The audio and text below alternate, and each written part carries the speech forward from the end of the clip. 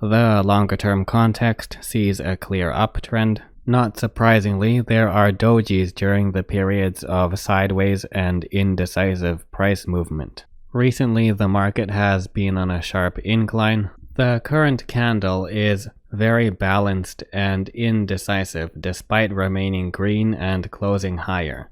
It could be called a spinning top in terms of the general price action, but it is more accurately a thicker real-bodied doji.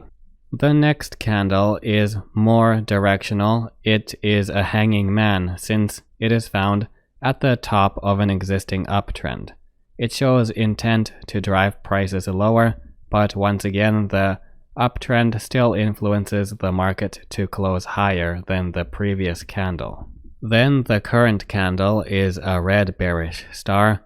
However, the overall market movement is still sideways, but with a more bearish tone now. Given the context of gradually more bearish candles in the past 3 days at the top of an existing uptrend, the strong close lower now indicates the beginning of a very likely downtrend. A downtrend does indeed emerge, but the emergence of a few green candles and dojis slow the pace down to a more gradual slide.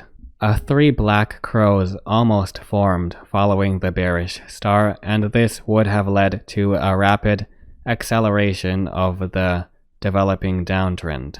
It was possible to combine the 3 candles at the top of the uptrend to form a clear single candle that comprised the downswing point.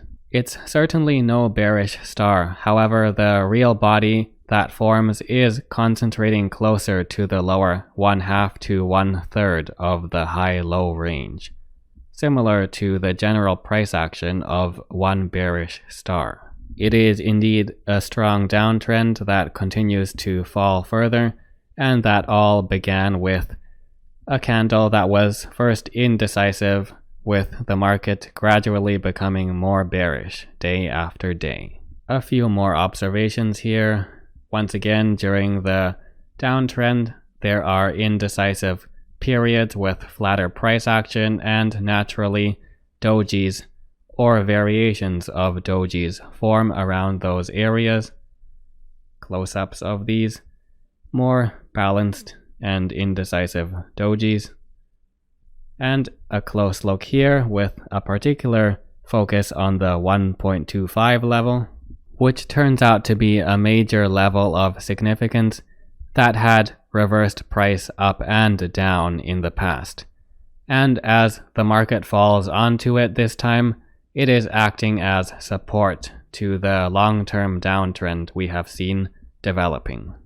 Similar to the downswing we saw developing at the beginning, the market began to lessen the current trend, in this case a downtrend, and move towards a more indecisive and flat period with the dojis we had seen.